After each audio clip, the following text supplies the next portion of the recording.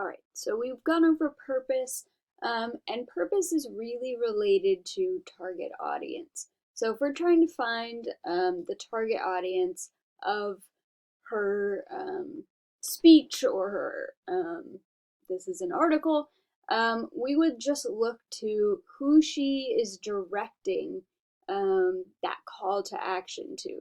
So one potential audience could be Congress, because she is arguing that they need to provide a permanent, fair legislative solution. Of course, one audience would be President Obama, because she is directly addressing him, saying that she's urging him to act on deportation relief. And then also, like I mentioned, with the purpose, part of her purpose may be to try to convince other people to hold President Obama accountable, and care about this issue, and care about getting deportation relief right now. So that would be part of her target audience, is people who need to be convinced to try to hold the president accountable and act, contact their representatives, all of those things. So be people who need to be convinced to do that. So that's a rhetorical situation of this. Then we move into rhetorical strategies. So the first one is logos. And remember, logos is an argument that's based on logic, reason, and evidence. So we've looked at a lot of examples that deal with things like statistics, using, like Greta Thunberg does, a bunch of scientific facts about a certain topic in order to convince you. Diane Guerrero doesn't use scientific facts or statistics, and you might be tempted to just try to find numbers in your speech and say, well, that's an example of logos. But that's not actually always the case. We need to find somewhere where she uses evidence, she gives us evidence, and then draws a conclusion based on that evidence. So she, towards the end here, does that here, where she says, here's the evidence that her story is really common, and that every single day children who are U.S. citizens are separated from their families. And based on that, she says, well, it's actually a result of immigration policies that need fixing. So she draws a conclusion that based on her story, the evidence she gives, her being part of a larger story of children who are being separated from their families due to deportation, she says, hey, my conclusion is that these immigration policies need fixing, so that this doesn't happen anymore.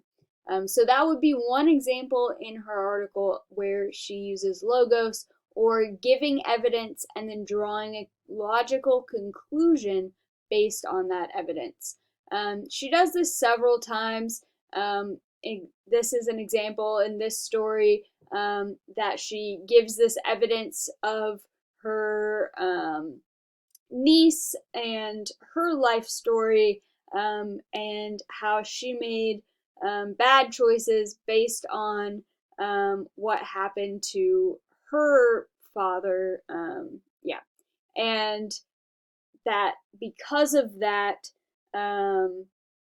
deportation, that's why she made the bad choices. Then she draws the conclusion that her life would have turned out differently if her father wasn't deported. And that is an example of logos, where she's giving the evidence, drawing a conclusion from it. You could also argue that it's logos because she's drawing a logical comparison.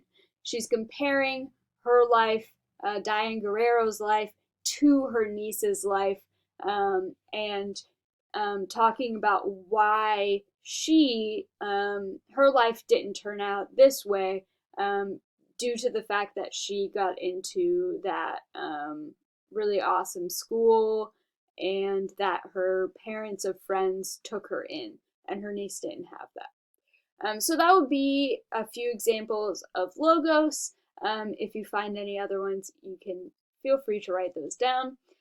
So secondly would be pathos. So remember, pathos is an argument based on emotions, values, and beliefs. So whenever you're thinking about pathos and looking at how someone uses it, you want to think about whether or not they're using specific words or images in order to cause the audience to have an emotional reaction. So in this one, she's pretty obvious about this, where in this paragraph here, she's talking about, I came home from school to an empty house. Lights were on and dinner had been started, but my family wasn't there. How terrifying is that image? And I think that anyone who can imagine being a kid and coming home and it looks like your parents have just vanished, that would be a horrifying, terrifying experience. And so she wants the audience to have sympathy for her, and for that moment. Sympathy for anyone who has experienced such a terrifying thing, especially as a child.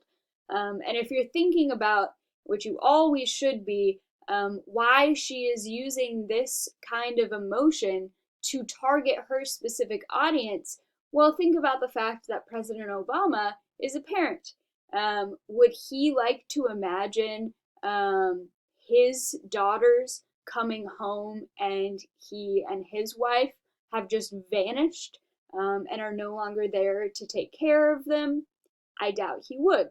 So he might feel, if he were reading this, feel that kind of terror as a parent, imagining his daughter having to go through this, and that would make him want to act to stop it. They also, she talks about her insecurity, being really scared that she was going to lose her invitation to stay with her friend's parents, and how part of her ached with every accomplishment because her parents weren't there to share in my joy. That is another example of emotion, using emotion to try to cause the audience to feel, again, sympathy for her, that sadness that that she had to go through this, and maybe even for some of the audience to feel guilt, because either they do have a stable home life where they don't have to worry about these things, or in Congress's case or President Obama's case, they haven't acted to stop this from happening yet. So it might make them feel guilt, which of course makes them want to act to stop this bad thing from happening. So there's lots of examples in here that are making the audience feel certain emotions. And you really, in your speeches, you can look for personal examples. Those are where a lot of the pathos will come in. And you can look for specific words that are really emotional, like insecure is one of those. Obviously, joy, ached, that those are all very emotional words that you can pull out and talk about how they might cause the audience to feel something specific. The other part of pathos, in addition to audience, is beliefs or values. So this is really important in her article, where she's talking about here, I don't believe it reflects our values as a country to separate children and parents in this way, nor does it reflect our values to hold people in detention without access to good legal representation. So she's here talking about how it isn't an American value to separate families. She's playing on that American value of family, and keeping families together. She calls it a core American value. So by trying to say, hey, keeping families together is a core American value. It's something that Americans care about. It's foundational to American culture.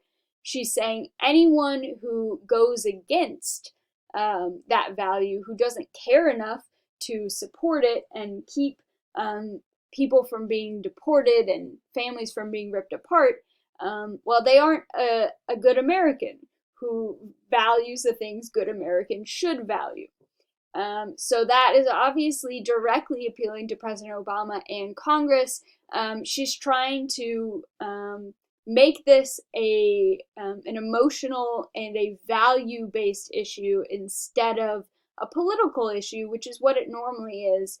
You notice she doesn't talk about Republican versus Democrat. This is just talking about core American values. Every American has these, whether they're Republican or Democrat, is her argument. So that's pathos. And then we've got ethos here. So how she convinces her audience that she's a credible source on this topic, and or how she makes her argument an ethical one. So she talks about how she, at the very beginning, is an actress. Automatically, people who are kind of famous in our culture have a bit more sway in our society. They tend to be listened to a bit more than your average person. And of course, she establishes immediately that her real story is that her parents were deported and her older brother was deported. So clearly that makes her a credible source on a topic talking about what it's like to experience deportation of someone's parents or family. And so that automatically makes her trustworthy to be talking about this topic. And it's important that she notes that she's a citizen daughter. She's talking specifically about, an issue that I think immediately people might wonder, oh, well, are you a citizen? Do you have a right to talk about these American values if you aren't even American? But right away, she establishes her credibility as an American citizen, and tells Congress, tells President Obama, hey, I have a right to talk about this and care about this because I am a citizen of the United States. And my parents, were deported, and I experienced this myself. So this is a credible, trustworthy story. She also makes this into an ethical problem by what I was saying earlier when we were talking about pathos, that she, down here, talks about the values of the country, and that keeping families together is a core American value. If she's talking about, this problem as being on the ethical side of things, this problem, fixing it is having good ethics, and then not fixing it would be having bad ethics or an ethically wrong decision to make. And she's being very clear by making this about, it's in the interest of all Americans to fix this system because we care about keeping families together. Okay, so that would be a brief practice rhetorical analysis of this Diane Guerrero article. Make sure you submit this journal so you can get your 10 points for that. Otherwise, this week, that is all you have to do. Make sure that you also submit that draft 2 that I talked about in part 1. And if you have any questions, reach out to me. You can get extra feedback for extra credit from Scott, so you can be emailing him. And don't forget to do your, it's in week 7 still, your spotlight reflection before that final draft is due. Otherwise, have a great rest of your week.